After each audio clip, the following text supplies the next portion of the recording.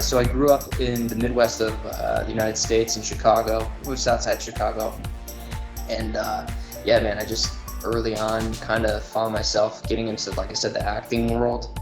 In high school, moved to New York right out of high school, started doing the whole grind, and it was really a great experience. It was scary, it was a lot of learning, but it was the first time I was ever really out on my own. Like, didn't have any friends there, didn't know anybody, kind of just was like, I'm gonna try this journey. And so it was a really fast growing up.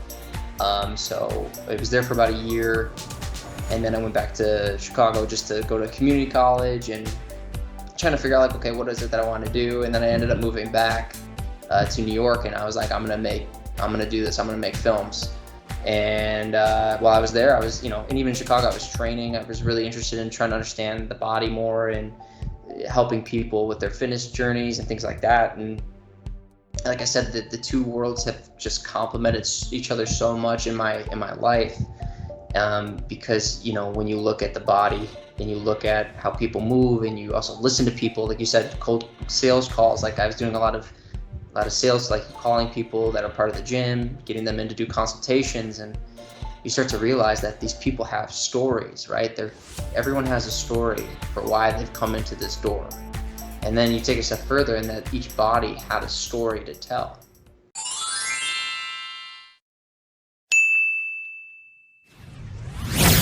How they moved, how they held themselves, what made them do certain things, and it's just like listening to and seeing what is the story being told. So yeah, and then ultimately, while I was there, I met my fiance. Not too long after, we got engaged. We had our son. And then we moved and now we're here in Hawaii. And it's cool because in this journey, I not gave up, but I slowed down a lot of my training. Obviously with the last 2020, a lot of that slowed down as it was, but I took on the role of taking care of my son.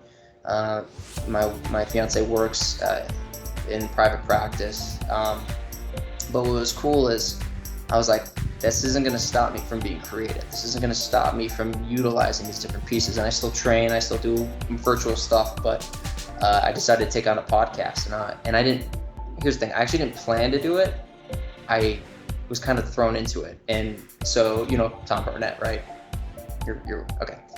Yeah, so I reached out to Tom Burnett on social media, and I was like, hey man, I just want to pick your brain about this training stuff that you're talking about, and this angle, and it's just so fascinating me, like I'll give you money, like I don't care, like I just want to learn more. And he was like, yeah, I'll do your podcast. And I was like, motherfucker, I don't have a podcast. But I was like, I literally just went, yeah, cool, man, what day do you want to do it? So it was just one of those things where I was like, all right, fuck it, I'll do a podcast. Like, it literally was it, that's how the podcast started.